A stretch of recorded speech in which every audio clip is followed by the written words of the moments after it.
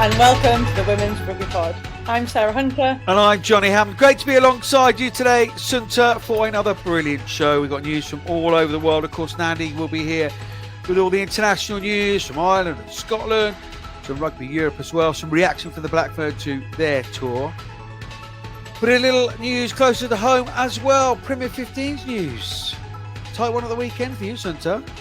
Yeah, it was indeed, but we managed to get over the whitewash at the end to take the win, so that's what we'll be focusing on, not about that second half performance.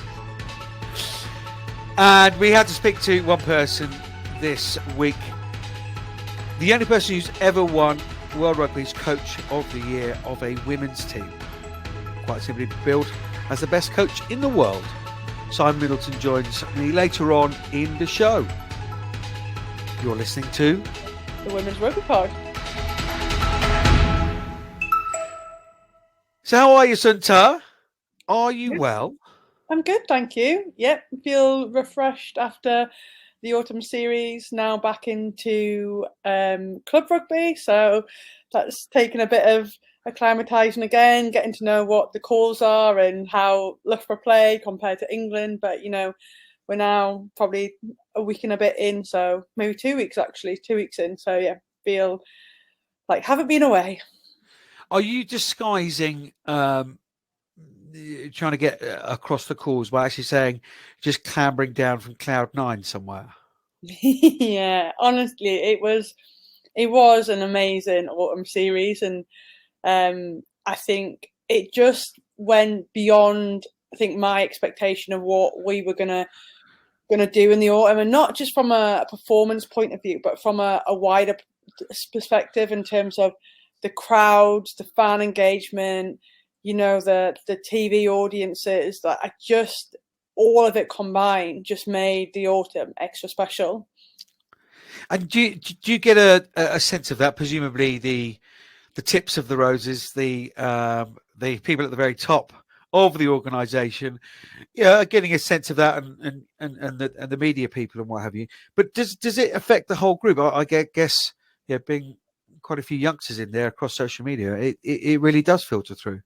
Oh, like without a shadow of a doubt, I think the way people interact with one another, like you say, through social media, and like the whole like fan base like really engaged with you, and the messages people sent, the support they got through from like posts. I think the messages you got following a game, if you'd had a photo with like people and everything, and it just makes you feel really connected to the supporters. And I think you just could see when after the game, following it, when the players were going round, and like there was just like person after person, didn't matter what gender or age, they just wanted to like have a photo or have something signed, and like the squad just wanted to be part of that and wanted to spend time ensuring that we connected with them, and they've come to support us. And I think especially after last year when there was no fans and COVID really hit, and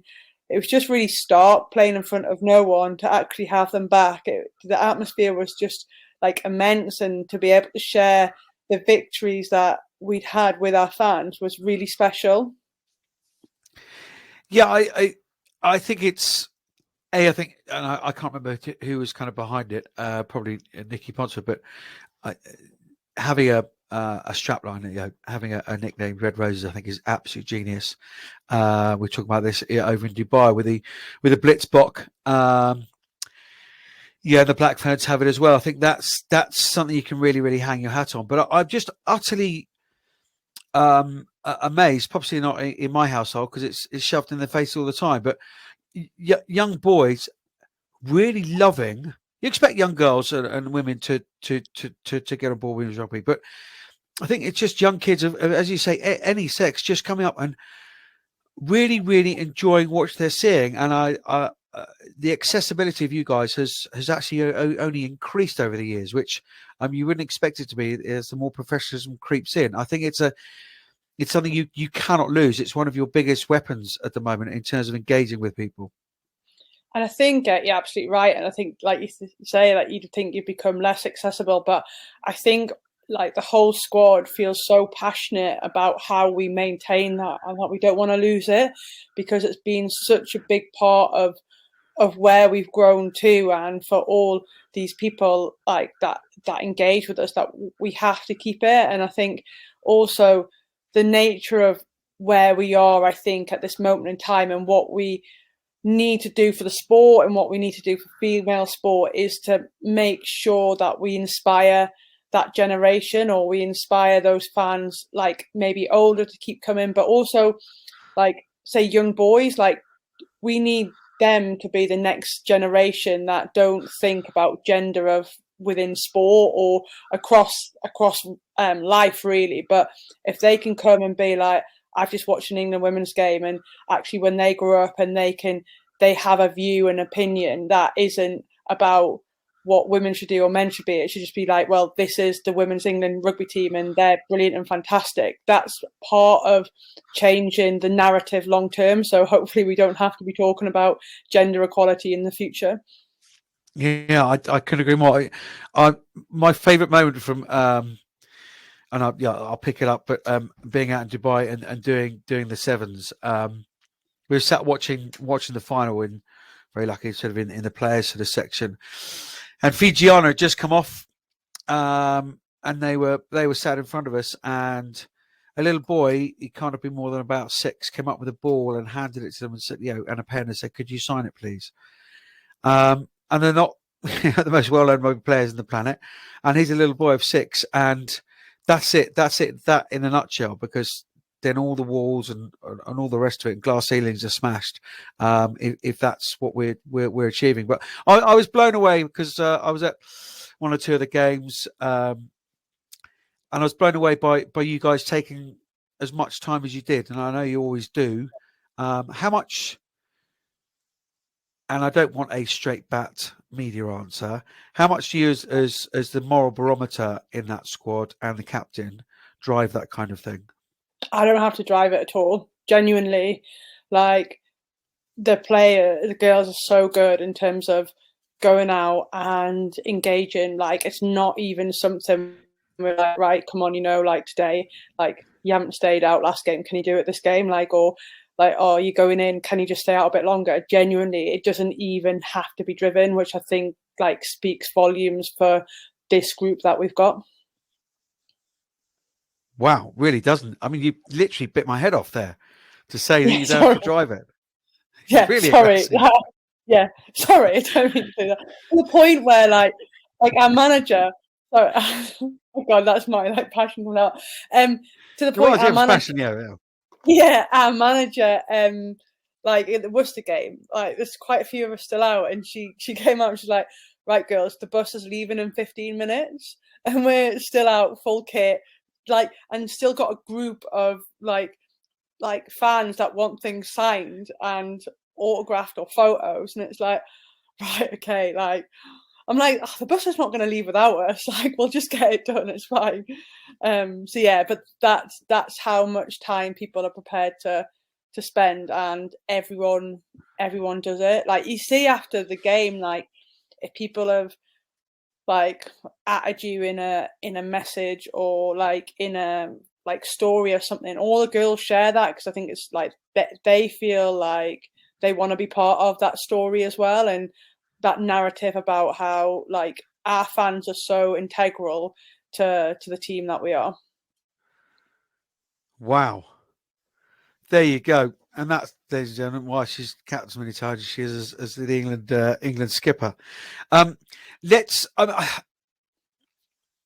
don't want to get drawn into, I don't think we often do on the pod here, but the whole sort of media narrative. But it seems like, and again, we've used the word plenty of times before, but slightly watershed in terms of, if you are fully professional, just say on the field, if you are fully professional, this is the level that you can get to. And England aren't slowing down, and everybody, it's your responsibility, every union, to catch England up. But also, as you say, whether it be the Barbarians, 1.15 million watching, unbelievable viewing figures for the autumn games as well. It just seems like, and crowds properly increasing. and a lot more buzz around media and stuff. Commercially, there's still a massive way to go. But I just feel it's a bit seminal this autumn. Is that, do you go along with that? Yeah, I definitely think that this has been a real, like, almost when you look back and think, well, when was a significant change, and when did, like you say, that watershed moment of like that, probably that perception change. And I think having us on terrestrial TV is, I guess, what everyone's been saying for years and years and years, but to have it where you're flicking through and you can find it, or people know like it's there, I think has made such a difference to the women's game. And I guess we'll come to it, but obviously the announcement of Six Nations and the broadcast deal around that, it's like things we've been crying out for years, and we're finally getting it. And I think people are now seeing, or the powers that be going, oh, actually there's a really good product here, and actually it is really worth investing in. And I know we've been believers of that for a long time, but it's great that actually, like, now we've got it. I think from our point on, like, from an England perspective, I think what's been really smart is continuing to take us round the country, to different areas, to grow the game, but also to give other, like, a different fan base opportunity to come. And what was really interesting is that, like, you saw familiar faces, or people said, because obviously now we're seeing what 9,000-10,000 people in the crowd. You're not going to remember everyone. They're like, oh, we came to Northampton, or we came down to Sandy Park, and they're now at the next game, and things like that. That is just incredible. So now, not only are we getting a fan base in a certain area, we're getting a following. So those fans are now like following us wherever we go and play. And I think, and hopefully those people that tuned in to watch on TV will now be like, oh, well, we want to go and watch a game live. So it feels like everything's just starting to finally come together. And like I say, that there's so much more to go, but I do think the autumn was a real significant moment in time where it's gonna go on from there, I think. Yeah, I do hope so.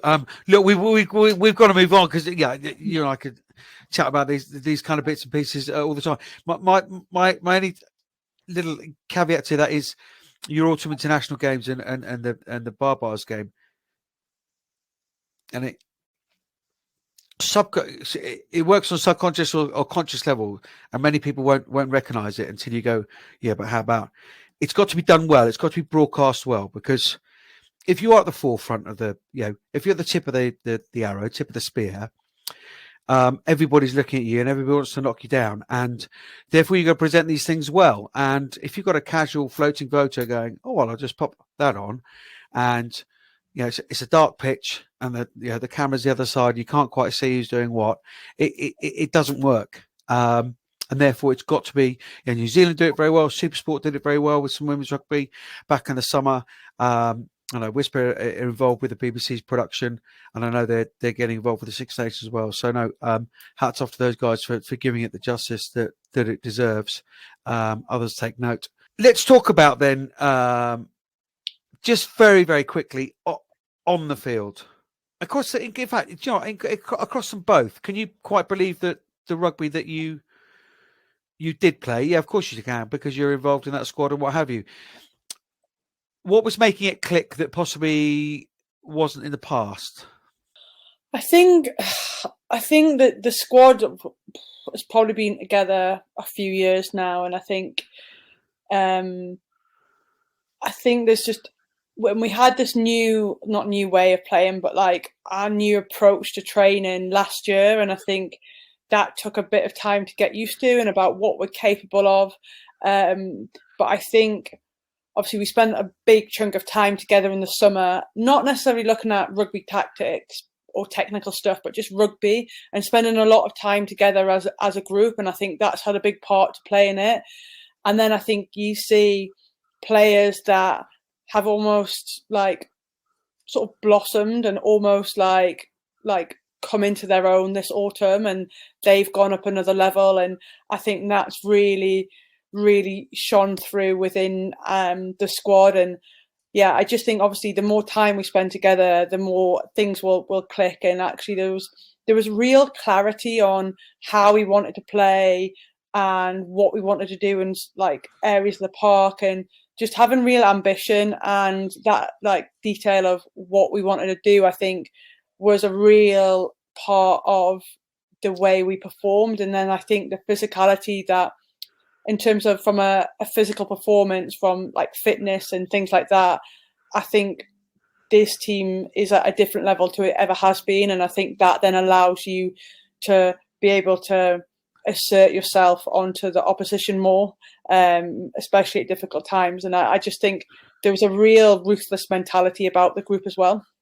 Oh, where to pick up? Yeah, when you look your opposite number in the eye, and you know that you're fitter than them, and they probably know that you know as well. That gives you that little bit of edge, and that kind of was the sort of underbelly of the entire autumn, certainly against the Black Ferns. I couldn't agree with you more that whoever played, and you popped in a few different positions, as were the likes of Poppy Cleal and Zoe Allcroft, but also that midfield. It was seamless, and when people came off the bench, it was seamless, and there wasn't certainly a dip. In fact, possibly the opposite. So yeah, that was incredibly impressive, and I agree there's a ruthlessness. But I would also suggest that possibly in each of those games, there's at least 25, if not 30 points left out in the park. Oh, 100%. And I think that's what's really exciting. And I think it's really easy for a team to get complacent and to be like, oh, aren't we world beaters? And we're the best thing since sliced bread. And like there's nothing where we can go next. I think the really exciting thing about this team is that like, it was like that there's areas that are not good enough, and so driven to want to get better and to want to improve performance, and about actually we're pretty tough on ourselves about when, like, yes, we've won 4 games and we've won 4 games pretty comprehensively, but almost it wasn't good enough for us in certain areas. And I think that motivation to want to keep getting better, it like again is a real sign of where this team is at. Indeed. What did you make of France against New Zealand, the Black Ferns? Yeah, pretty impressive, weren't they? But like, I think having known France over the last couple of years, and on the back of our results, I think potentially you could see those 2 results happening. So yeah, I think obviously we've got France in the last game of the Six Nations, which I think, depending on how the rest of it goes, will be a pretty good way to finish the tournament off. Well, like the true co-host that you are, you've segued beautifully into a bit of Six Nations. The dates and the broadcast deals for the 2022 Six Nations have been announced, targeting growing viewership and sponsorship for the tournament.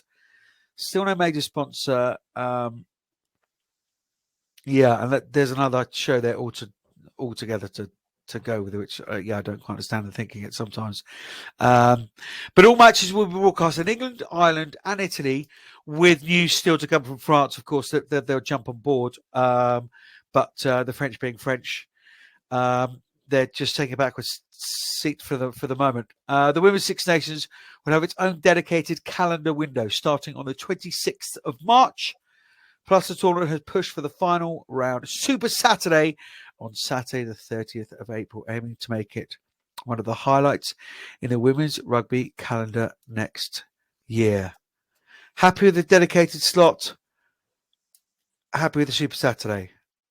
Yeah, I think obviously last year COVID threw us into the new slot we had, and I think we owe it to like the tournament to put it back in that slot to see whether in a non-COVID year whether it works as well, because I think we did get more coverage and there weren't clashes, and actually I thought it worked really well. So actually let's see the proper format, which I think all players are happy about. I guess the Six Nations format was the way it was last year because it needed to be, but I think everyone's excited about getting back to the full format and in that window to see what actually can we take it on even further than we did last year. So I think that's really exciting look forward to. And I think the Super Saturday, I think players again have been crying out for it over the men have it in their competition, and we're like, well, why don't we have it in ours? So yeah, I think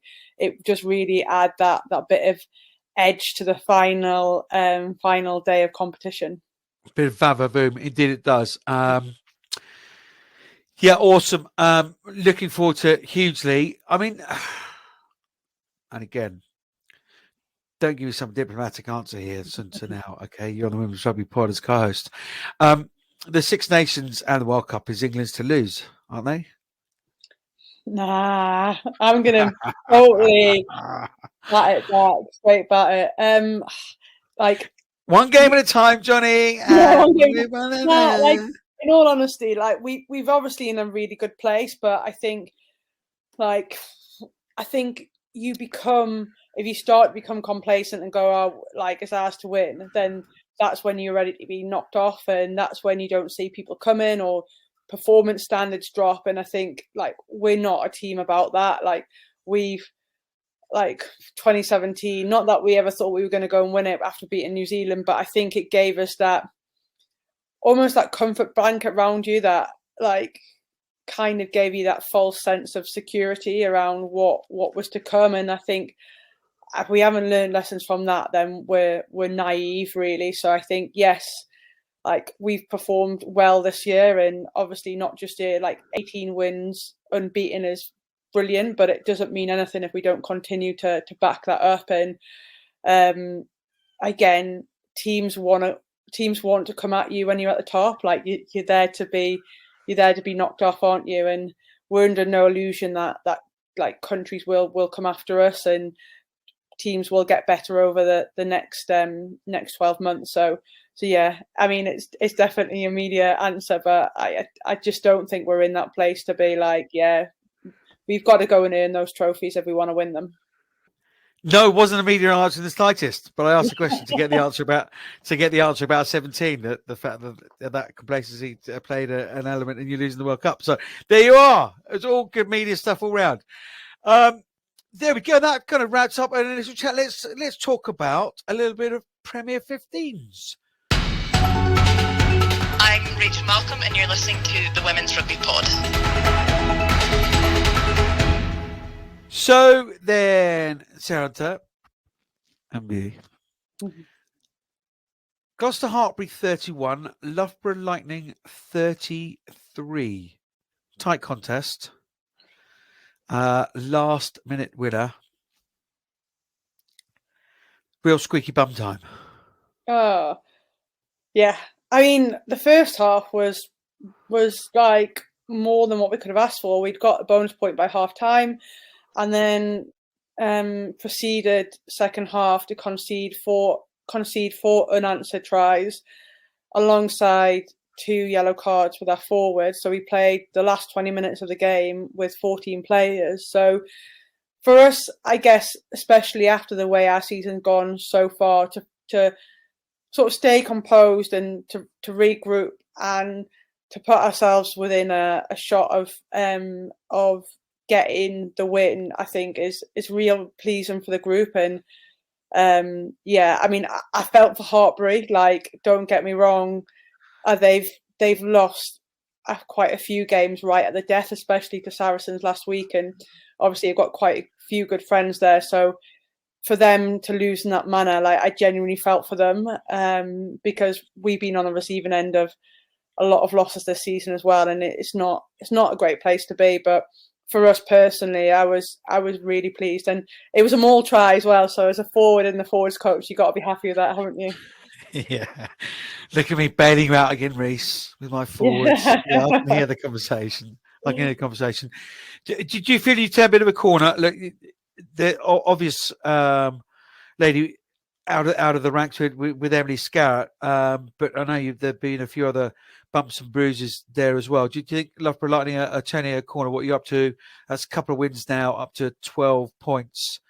You're good sort of 10 plus points away from top 4 at the minute, but that's obviously the drive and the focus. Oh, absolutely. And I think we probably should have done better down at Exeter as well, to be honest. That was a bit disappointing, but obviously Skaz is always going to be a massive loss, but obviously we haven't had her since the first game. But I think what has been really telling is we've obviously had Helena come back in, Helena Rowland, Jenny Maxwell, the Scottish 9, Helen Nelson, Scottish 10, 12, and just add experience to our backline that was probably like didn't have that much, and we're in a real learning curve in terms of Premiership rugby. So to have them come in and like bolster the backline, I think has really helped. So hopefully we are turning a corner. We've got a big game against Sale this week, and then Bristol before Christmas. So hopefully we can put in a good couple of performances and then see where we are in the new year and what we need to do that following that.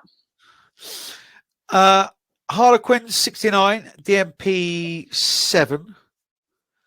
Time gone by, that was 105-0. So, Quinn's fairly dominant. I'm not sure they're quite the force they were last year. If you lose Abby Scotton, Leanne Riley, I still can't get really sure surname. You lose Leanne Infante. Any side's going to struggle. The two world-class operators. But yeah, it was a dominant display from Harlequins. What have you made of them so far? Yeah, I think, like you say, they lost two of their key leaders, and obviously they didn't have Birth until recently. So it's amazing that she's back in, and I'm so pleased that she's come back into the swing of things, and she's finally back playing after all her troubles with injury. And they obviously didn't have Beckett for a long time, so they had a lot of key people of that. Jess Breach as well, of that winning Premiership side that haven't played this season. So I think you'll start to sort of see Quinn's probably come through now. They've got those players back, and also learn how to play without Abby and Leanne, which would take some doing to begin with. So I mean, you say that they probably haven't been where they were last year, but they're still in the top 4. So they're doing all right, aren't they? So and nothing's won at this point of the year, which you've got to remember as well. So yeah, I've got no doubt that they'll start to come in in terms of how their performance will go as we go through this season. Yeah. Someone else just mentioned they don't have any more as Karen Finley. But anyway, Wasps 22, Sale 8. Bonus point for Wasps needed because it's going to get congested, isn't it? You like yourself, Gloucester Hartbury are going to be thereabouts. Exeter don't look like they're going anywhere. Same with Bristol. Wasps, Quinn's in that fight as well. It's going to be a dogfight. It's exciting, isn't it? Like when have we ever really had this in the Premier 15's existence? Probably had that sort of conversation around who's going to make the top 4. Like you've probably usually got the top 3, if not the top 4, sewn up by Christmas, and then maybe 1 or 2 teams fighting it out for that last spot. But genuinely, I think you've probably got a couple of clear teams in that top 4, and then as long as they don't slip up come the remaining half of the season, and then I think it's going to be a real battle for who's going to make it, and that's where we want domestic rugby to be. So as tough as it is for the teams, I think it's exciting for the league in itself. Indeed so. And don't count the likes of Worcester, who I think will continue to build. They were down at 29-12 at home to Exeter Chiefs. Chloe Rowley with a typical Chloe Rowley score. But yeah, Exeter again continue to impress. Got Steve Salvin now, forwards coach, doing his bits alongside Susie Appleby. They are an impressive side. Yes, they are, but you'd like to think they would be with the side that they have. They've got internationals running through 1 to 15, and then probably another 15 players outside of that. So, and they're well coached, they're well supported. So, you like there's no reason why they shouldn't be doing well. And they've also got the advantage that Exeter is so far away, and it's a difficult place to go and play. It's not just down the road, and I think obviously that plays a big part into teams as well, and how they perform when they go down to Sandy Park. I'm not sure if they've lost a game there yet this season. So yeah, for me, there's no surprise why Exeter are doing well.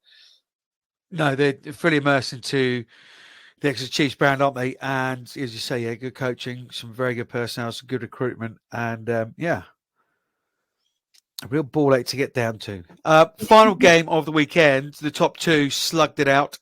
17-12 between Saracens and Bristol Bears. Yeah, the Bristol Bears were flying into this one. Everybody talking about them, at home with the Wards that's going on down there, with Captain Dave and Abby, of course, in the ranks. Did you see any of that? Speak to any of the girls afterwards? I saw like bits and pieces. Obviously, we were away at Gloucester, so I didn't catch all of it, which is a shame. But I mean, I saw Bristol's first try, which looked real clinical. And then obviously seen that try on social when Alicia Butchers runs pretty much the length of the pitch and then involved in finishing it off at the end. But Saracens, I think, in true Saracen style, found a way to win, which they do very well, don't they? That's part of their DNA of thinking of like managing to get wins.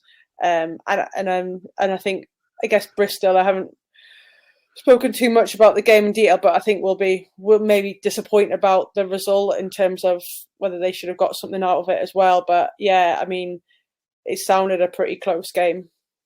Yeah.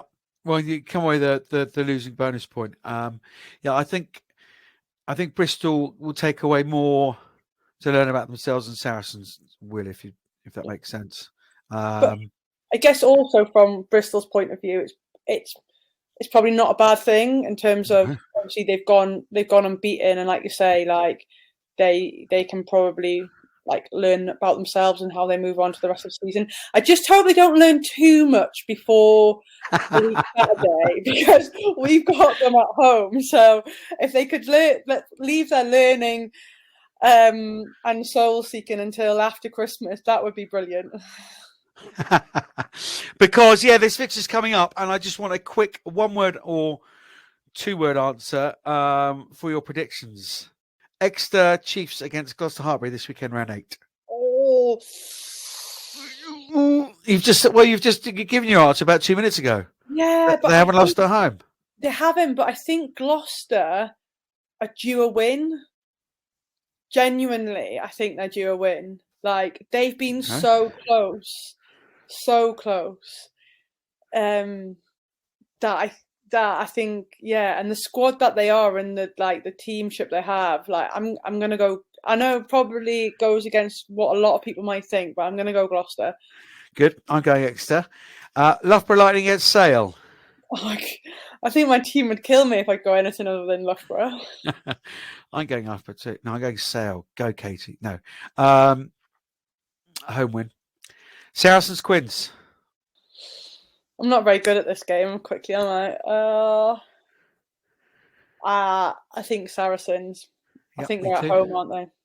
Saracens at home, yep. Wasp DMP. Oh, Wasps. Swarm. All over it. Worcester against Bristol. I think Bristol will be hurting from that, so I think they'll take the win. Although I think Worcester will push them, because I think they are a tough side. I mean, we lost to them, and I think they're not the side they were of a couple of seasons ago. That's for sure. No. They are doing some really good things down there, but it's Bristol Bears to bounce back. Yeah. Triple alliteration. Awesome. Those are predictions for Premier 15's round. Yeah, just to let you know, Harlequins will be streamed on BBC Sport as part of the I'd say new deal with Premier 15s. There's that's all quite unclear. Anyway, that will be on the BBC. Which, look, more exposure the better. Just needs to be better quality exposure. Simple as that. One other thing I wanted to speak to you about, Sunter, because we're gonna go to it in a couple of minutes' time. I caught up with Simon Middleton earlier on and just had to try and squeeze something out of him about himself. You and him are very similar like that. But he's obviously picked up this week the World Rugby Coach of the Year award up against in Foster, Dave Rennie, the Australian coach, and the two co-coaches for the Black Ferns Olympic winning team, Alan Bunting and Corey Sweeney. You can flatter him as much as you like. Depends how much you want to have a Six Nations spot. No. All joking aside, he's the first coach to receive the award for a women's team. Just about him first to begin with. Fully deserving, right?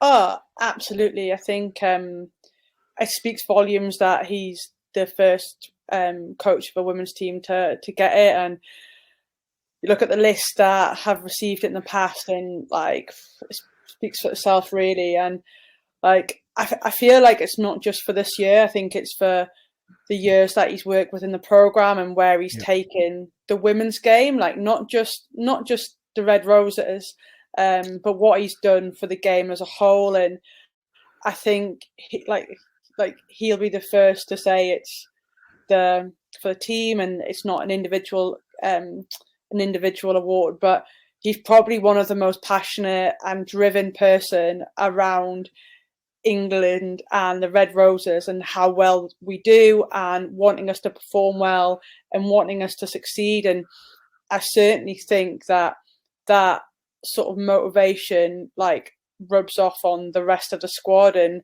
like you look at the leadership of a group, of a team, and how you want to set that out, and the standards that he sets for us, and the vision that he has, and the motivation he has for the team and wanting to success, that it just like oozes down into the team about it. And I've worked with him for a long time, and he has certainly made me a better player and made me a better captain, and probably made me a better person as well. And I just think that speaks volumes of who he is and what he is as a coach and what he's about. And I think he thoroughly deserves the award. And I said to him, I hope he takes time to actually enjoy it and to celebrate properly.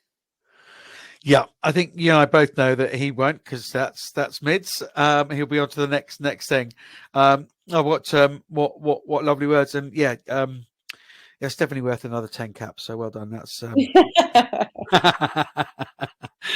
just remind him. No, I'm joking. Don't worry. No. Look, that very much came from the heart. And I think you have to be a part of that conversation in terms of the standards. At any organisation, it comes to the very top, and you and Sunter are at the very top of the Red Roses, and you are part of that team that has made it quite so accessible, so likeable, and so successful. So well done you. Anyway, enough about him. Let's just talk to him. Here's Simon Middleton, the best coach in the year.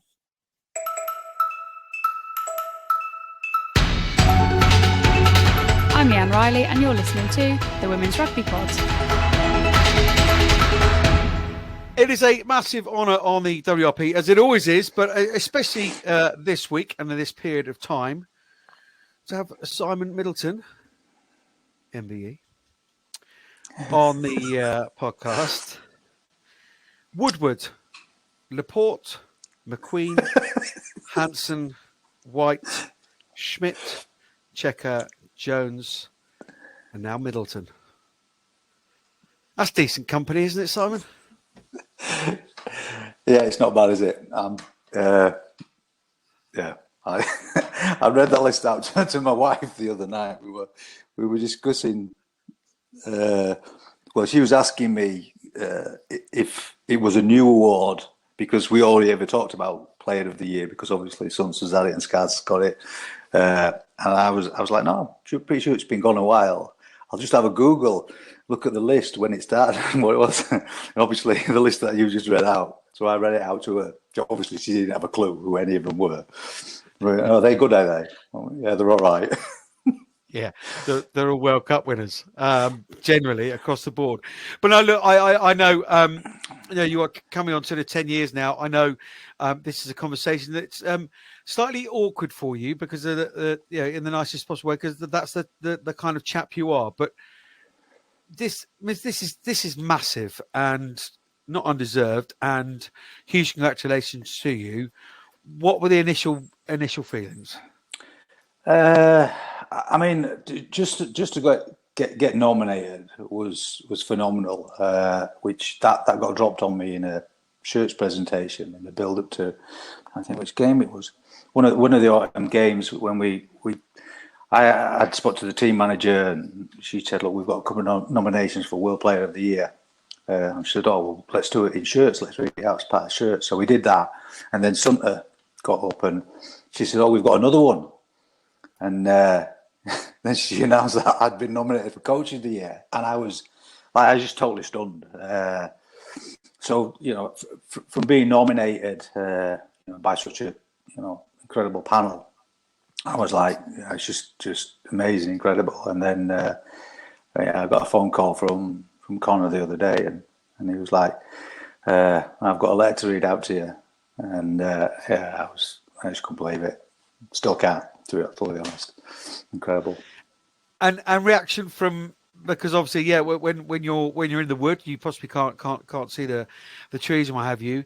Has it possibly not surprised you, or it shouldn't surprise you, but the warmth of feeling, from messages, from whether it be appearances like this, or I asked you earlier, is your phone pinging? And you said, yeah, it's never pinged so much in all my life. How heartwarming has that been?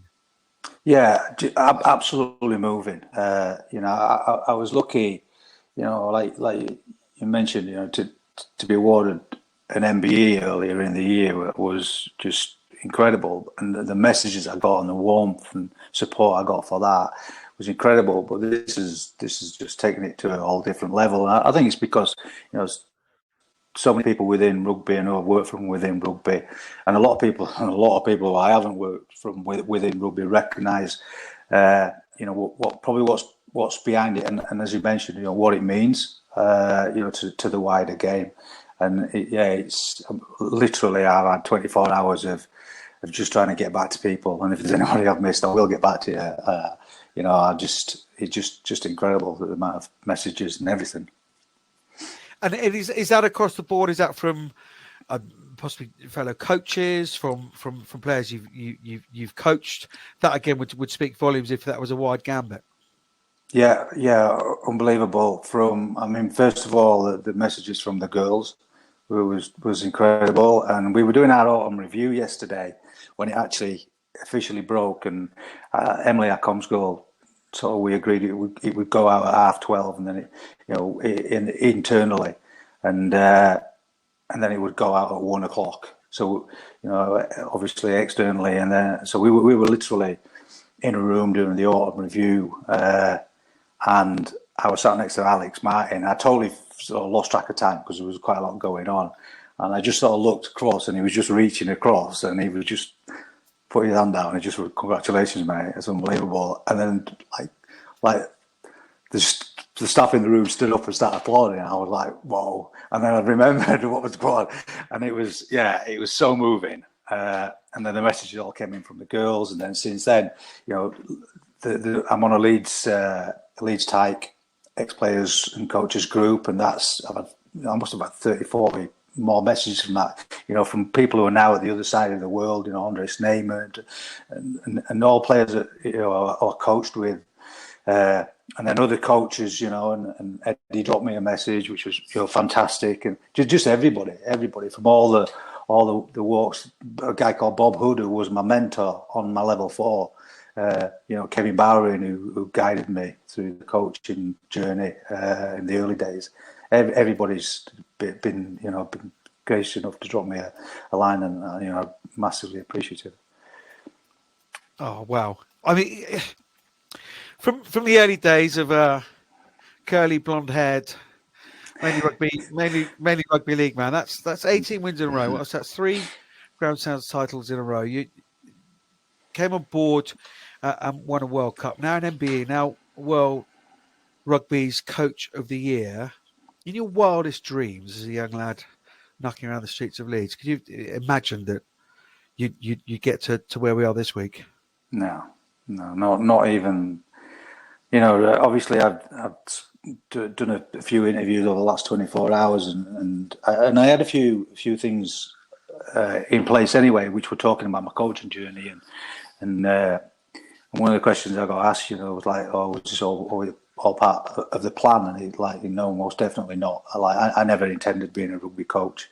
I just wanted to play. I loved playing." Phil Davis gave me an opportunity to join the coaching staff, doing skills when I finished playing. I was a little bit like, yeah, go on, I'll do a bit, because I wanted to stay in the environment rather than coach, because I loved being around the lads and game day and stuff like that. And then, yeah, it took up from there, and it just gets you, it grabs you just coaching, and then you get into it, and yeah, but there's never been a plan. And I spoke to a lady this morning. We were talking, just doing some forward planning with the RFU, and one of the questions she asked me was, about my coaching journey and what my plan was. And I said, ironically, one of the things I've always said, and 100% this is truth, is that a phrase I used loads of times. Well, I don't want to be the best coach. Well, I'm not interested in being the best coach in the world. I just want to coach, because you say that because number one, you never think you're never going to be in that ballpark. But that's genuinely how I felt. I just wanted to coach, and I can't believe the stuff that's come off the back of it. And it just seems like this year in particular has been just an incredible year, and. But I pretty much stumbled from one thing to another, to be honest, Johnny. I've as it was a plan to coach, to play professional rugby league. No, I just got picked up playing in an amateur rugby union game when they come to watch another player. I stumbled into coaching, the England job, the Olympics. You just, I don't know. Maybe that's the recipe for it, and don't think too much about it. Well, you stumble A, incredibly effectively, and B, unbelievably successfully. So, if that is the recipe, then Maud Muir's okay, because apparently she's got a. She'll do well. She's quite a stumbler. She follows that model. So she'll do very well. No, I utterly chuffed for you, and I think some time before the Six Nations. You obviously got Christmas and whatever coming up, and just a bit of reflection. I know it's how important that is, but I'm sure once the dust has settled on your coaching career, you'll look back and fully appreciate just where you've come from, and the accolades have been very much deserved. You mentioned it just slightly earlier. What do you think it means for the women's game that you are the first coach of a women's team to win it? And not for 1 second am I saying that's why you won it. But what does that resonate around the game of rugby and around women's sport? Well, I think it hopefully it opens the door, to the concept that the coach of any women's team can win a combined World Coaching Award or any other award of that matter, and that as a coach you're going to get judged on your success of that team and not the gender of that team, and so I think it's I think it offers a great opportunity for hopefully for others to follow, and it's about the credibility, I suppose, isn't it? It's just another step on the journey of creating credibility and stock value for what we do within the England women's setup. which is, it's been gaining pace for years, and it's the backing behind it from the RFU is phenomenal. It's always talked about in the same breath as the men's game now. There's nothing to distinguish in terms of, where priorities lie and things like that. And hopefully, particularly what's happened over the last sort of 2 months and what's happening this week and some of the accolades just serve to show that, if you do get behind a team and you do resource it and you do support it, just what's achievable, and hopefully this will help to accelerate and draw more people into the coaching side of it, as we're trying to grow the women's playing side. We're trying to grow the women's coaching side as well. So it all adds weight and it all adds momentum. Yeah, you and I have had many conversations over the years about it. Yeah, it's probably going to be small steps, and it just feels like. Yeah, the autumn feels like a slightly bigger step, almost one of those corner steps. We're taking two or three steps ahead. Can we just talk about? I'm conscious of your time because no doubt you probably got Tatler and Mayfair and Sports Illustrated and all the rest of it. Mate, I've just spent 3.5 hours on a speed awareness course, so I could. That was that. Just how did that drop in just today? So, mate, you carry on. I've got plenty of time. There you go. Stay humble. Hashtag stay humble. Absolutely. Drive more carefully. I will now. Yeah, they're quite useful, aren't they? I've been told. But the autumn. Just your assessment overall. And I know you probably won't go there, but it's obvious it's a full-time program and it's fully backed and it's fully resourced and you've got the right people in place. But just your assessment from a sort of a team perspective, surprised how well you performed? What areas do you think need a bit of polish? Look, I'm absolutely thrilled with the way we performed. There's no doubt whatsoever. I honestly believe that we definitely moved our game to a new level, and because of the consistency of the performances, considering the amount of rotation that we actually made across the side for the 4 games, and some of the personnel who were missing, there were some big guns missing from the side, but also some of the players we brought in and how they dropped in to the setup. So in terms of the squad value, it was massive. And some of the individual performance of players who have been growing and growing, like Zoe Harrison, was phenomenal. And the big question is, how do you replace Katie Daly-McLean? Well, we know Helena Rowland is a fantastic player, and she demonstrated that, towards the end of sort of Katie's tenure as such. And to have Eleanor back into the programme again for us was huge. But how Zoe really came out of her shell and grasped the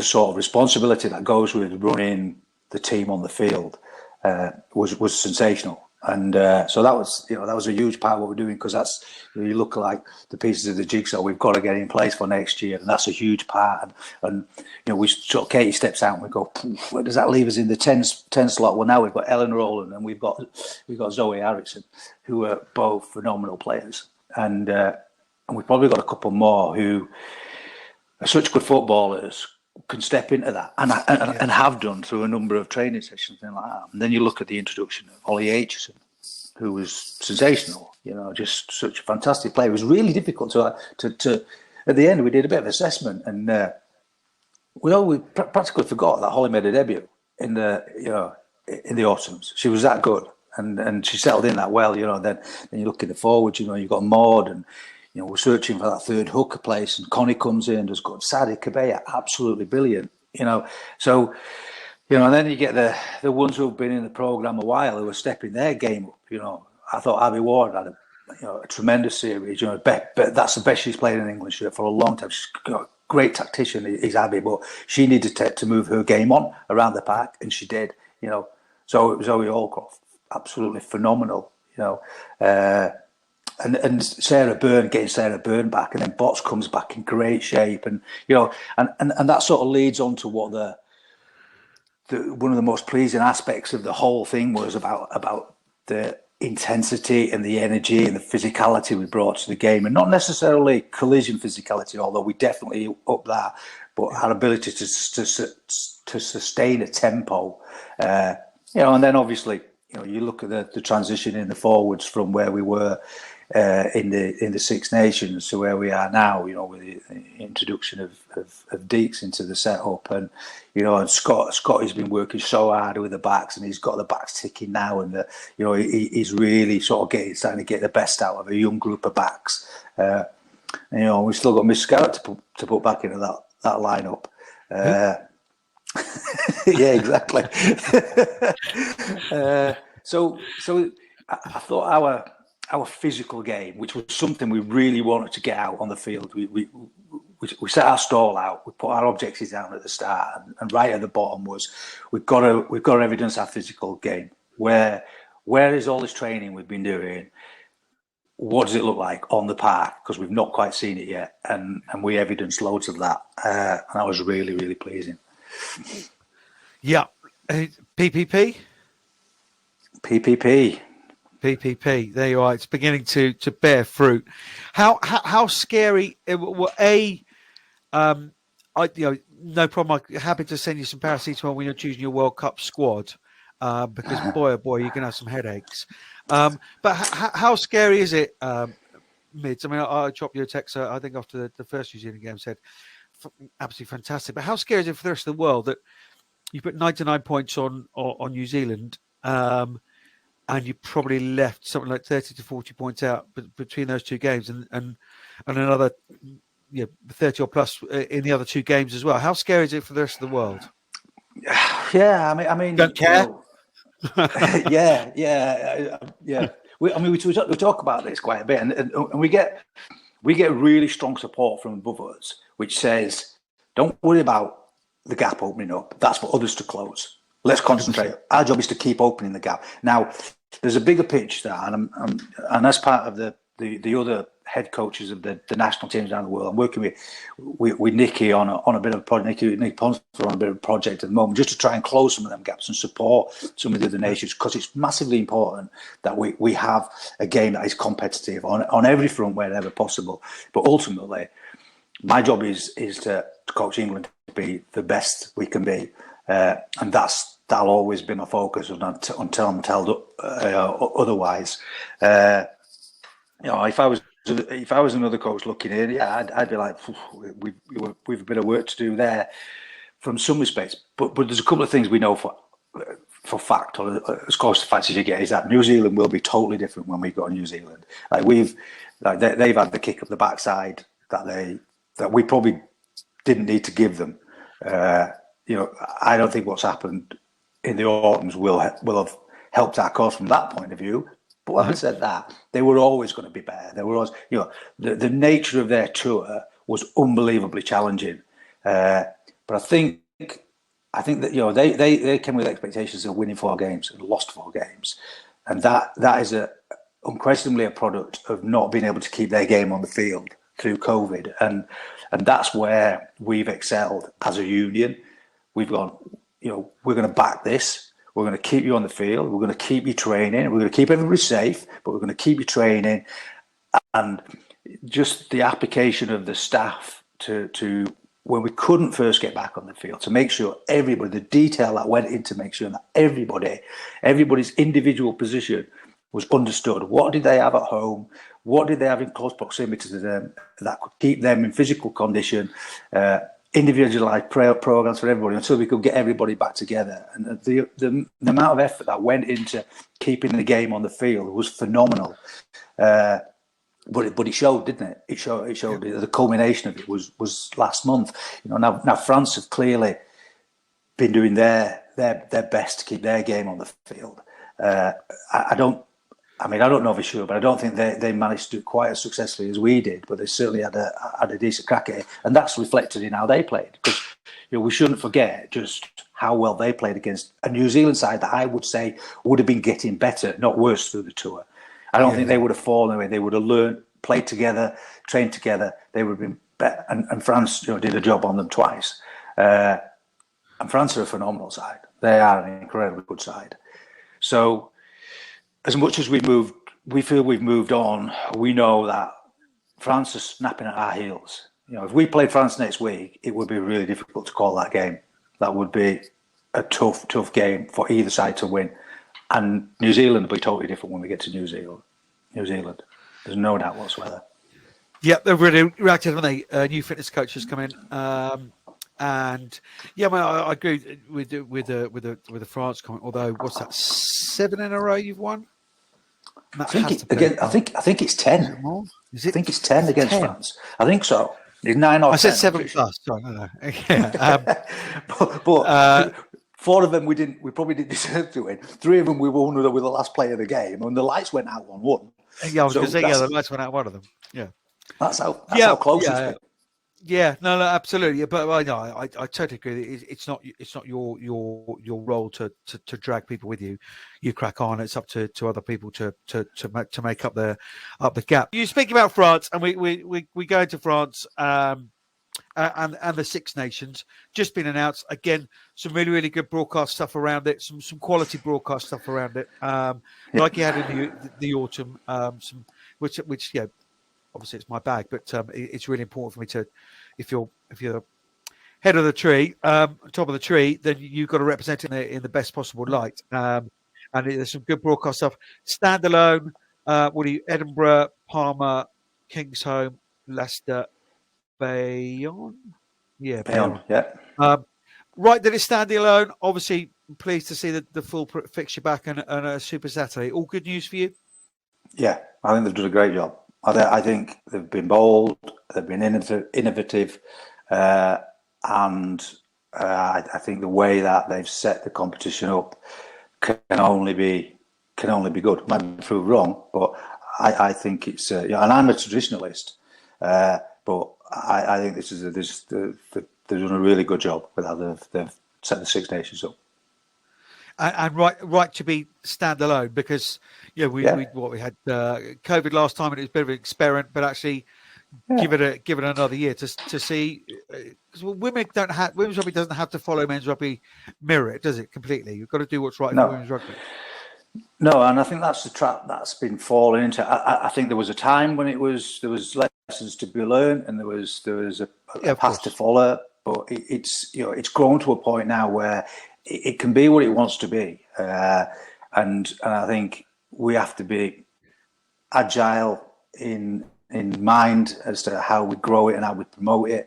We have to be brave and experiment, and I think the way that they've set the competition up in terms of how you can get to sort of the Super Saturday, which is massively important that there's a culmination to the Six Nations, because that's the difference in the men's game, whether we like it or not at the moment.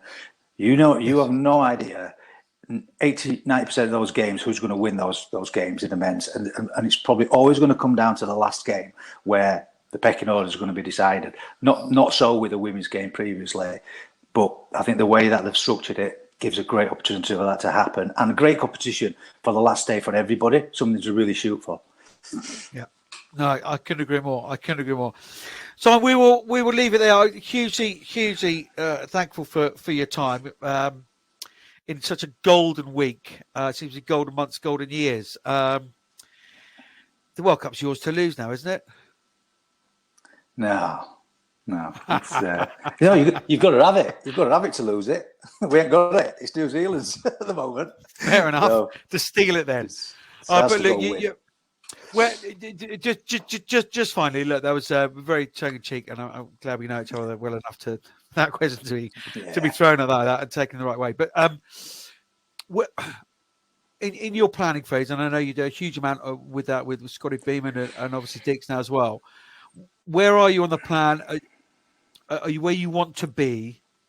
I know that's a really broad question, but where we are, it's sort of early December ahead of a world, Six Nations. Don't know what you're going to do in the summer, and then a World Cup. Are you where you want to be, or slightly ahead? I'd say we're slightly ahead now. I think but that's the nature of the women's game in terms of how quick things can change. 6 months ago we were not ahead of the game. We're in a good place. We're in a really, really good place, and we've got to make sure that we continue to grow the place we're in, for sure, because one thing about the squad, like you say, we don't know if it's going to be 36, depending on COVID, whether it's going to be 30, maybe it's going to be somewhere in between. But one of the things we did in the review yesterday, we looked at the depth chart, and there's 45 players alone on the depth chart that you're looking and you're going, any one of those players could go to the World Cup. And you'd be confident with them. But I still think there's a few more players who could come through, and the competition for places is phenomenal, and that's what you want, And we've got a fantastic staff team together. I said to him yesterday, I trust the staff team in my life. They are that good and that reliable, and we're going to make sure that we look after the staff team, so the staff team can look after the players, and then the players can go look after the job, and that's where we are at the moment. So we've got to make sure we keep moving that forward. Stay ahead of the curve. Well, look, and that's exactly your job, and it's been recognised this week, and from everybody here at the WRP, huge congratulations to you, Mids. As I mentioned a couple of times, thoroughly deserved, and personally, professionally, I'm absolutely delighted for you. Thanks, Johnny. I usually appreciate that, mate, because I know how much you mean it. Cheers, bud. You take care, and we'll see you. Have a great Christmas. Will you indulge in a little glass of champagne just to toast your efforts back into this year? Yeah, for sure. Yeah. I think we all should come Christmas, because win or lose, everybody puts a lot into it, and it's time to back off, spend a bit of time with our loved ones, everybody, and I hope everybody has a brilliant Christmas, because it's been tough, hasn't it? Been really tough. Yeah. Great stuff.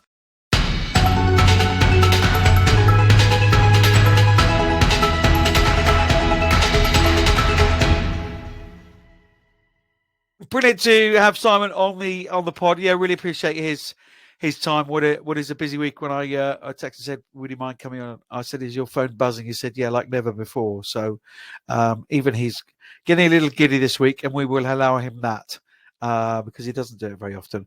But yeah, awesome to speak to him and getting all the plaudits that he richly deserves.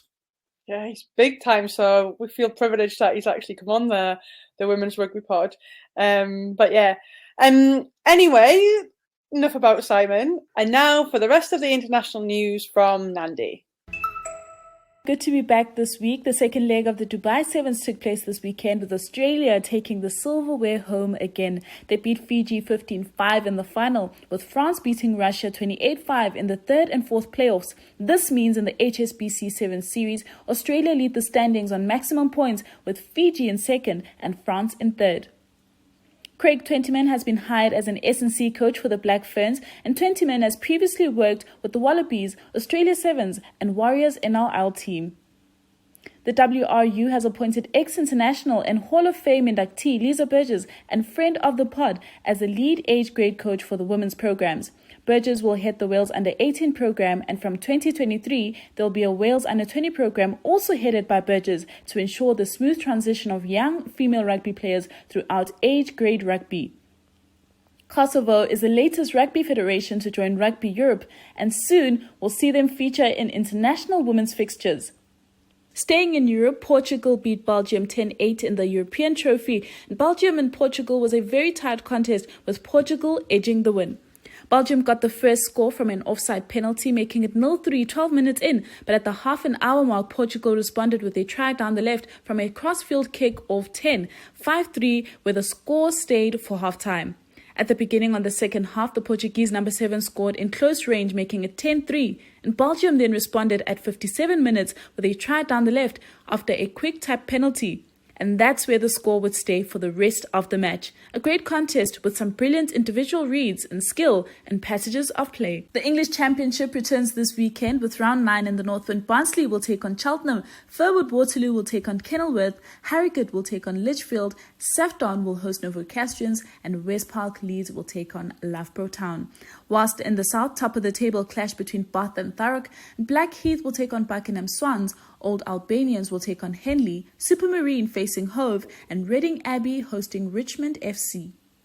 And over in the Scottish Tenants Premiership, what should have been the final round of matches, all previously rescheduled from the 28th of November, were all cancelled. The matches being Herets Blues taking on Cartha Queen's Park, Witsonians taking on Stirling County, and Corstorphine taking on Hillhead Jordan Hill were all cancelled, with points shared, a decision agreed upon by the clubs, and instead a friendly was played. Therefore, as the league comes to a close, Witsonians sits at the top of the table on 33 points, with Hillhead Jordan Hill coming in second on 32 points and Corstorphine in third on 30 points. Moving to Ireland, in round 8 of the Energia All-Ireland League, Blackrock College won against Old Belvedere at home, winning that game 17-7, while Malone lost against Teutonians, a close one, losing that game 13-12. Railway Union FC bag a massive 72-0 against Galwegians, while UI Bohemian also bag a victory against Melancholic, winning that clash 64-5. Wilklow lost against Cook at home, losing that clash 2019. This means the top of the table remains unchanged, with Railway Union and UI Bohemian tied in first with 34 points, Railway Union ahead on 0 losses, whilst Blackrock College move into third on 29 points. Next week in round 9, Melancholic will take on Blackrock College, Cook will take on Malone, Galwegians will take on Wilklow, Steutonians will host UI Bohemian, and Old Belvedere will take on Railway Union. Looking at France, round 5 of Elite 1 took place this weekend, and in Pool 1, Stade Rennais lost at home against Lens, losing that clash 21-10, while ASM Rugby bag a massive 54-3 against Grenoble. Stade Toulouse also get a win against AC Pobagny, winning that clash 24-0, with Stade Francais on a bye. And in Pool 2, AS Bayonnaise lost at home against Stade Bordelais, losing that clash 25-0, while Lyon also lost at home against Blackneck, losing 39-5. Montpellier got a victory against Chile Mazarin, winning that clash 64-5, and Lille was on a bye. This means Stade Toulouse lead top of Pool 1 on 25 points, with ASM Rugby second on 14 points, and whilst in Pool 2 there's all to play for, as Montpellier lead the top of the table on 25 points, but Blackneck is in second also on 25 points, and Bordeaux close behind in third on 23 points.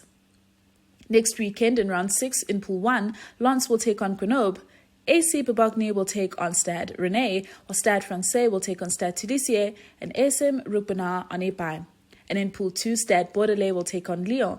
Chile Mazarin will take on AS Bayonnaise, and Lille will take on Montpellier. Blackneck will be on a bye. Heading southward again in Spain, there was a break in the Iberdrola League this weekend, and round 9 is set to resume on the 12th of December, with Complutense Cisneros taking on Grad Residencia, Olímpico de Peselo taking on Sant Cugat, Eibar taking on Sanse Scrum, and Cotiva Cocos taking on Majadonda. That's it from me. See you next week. I am Shona Powell Hughes, and you are listening to the Women's Rugby Pod. Nandi Buthelezi, thank you so much for bringing us up to date with all the news. Plenty of it firing around as we go into the festive period. But that's about it, Sunta. It's been really lovely to have you on board. Well, it's been great to come back. Do enjoy your company. Yeah, and with we could do like a double act of Mastermind, the Sarah Hunter period of English rugby. I think we'd get a decent score. You probably know more than I would, Johnny. Oh, yes. Enough. A few shout-outs to finish up with. Quite a few players that are getting their 50th caps for their clubs. Maud Muir did that at the weekend for Wasps. I'm not sure whether we mentioned it last week, so we'll just cover ourselves and say Vicky Cornborough, congratulations on your half-century for Quins last week. Yeah, and Ro Marston was at it for Bristol and when she got her 50th cap at the weekend. And congratulations to the Russian referee, Maria Klimkina, who took charge of her first Rugby Europe game this weekend with Portugal against Spain, that game that Nandi mentioned. As I say, that's it for another week. Huge thank you to you, Sunta, for coming on and being a little co-host. Always a pleasure. Massive thank you to Simon Middleton, World Rugby's Coach of the Year. And thank you for all listening. But what we want you to do is subscribe, share, and rate us. And you can follow us at any means of social media, LinkedIn, Instagram, Facebook, Twitter, and we are Pod Women's Rugby. So please do that. Look at that. She said we. I'm in a team with Sarah Hunter. That's it. Was it all right? My life's my bucket list is done. I'm in a team. I'm considered we with Sarah Hunter. That's it. My job here is done. Big thanks to Sean, to Tom, and to Duke, Blue Belt, fab work, Blue Belt. As ever, thank you very much. And Nandi Butalese, awesome. Thank you again, Santa. Enjoy your game at the weekend. And if I don't see you before, have a very, very good Christmas. Yeah, you too. Not long now. Really isn't long now. Is Got your presents sorted? No. Is it more Loughborough socks for everyone at the family again this year? Yeah. Or England. I've got a few pairs of match socks that I'm sure I could just wrap up and give out. Oh, do you know what? Pop them on eBay. You can sell them for a fortune. Yeah. Great stuff. Thanks so much, Santa. You take care. No problem. Bye. Bye-bye.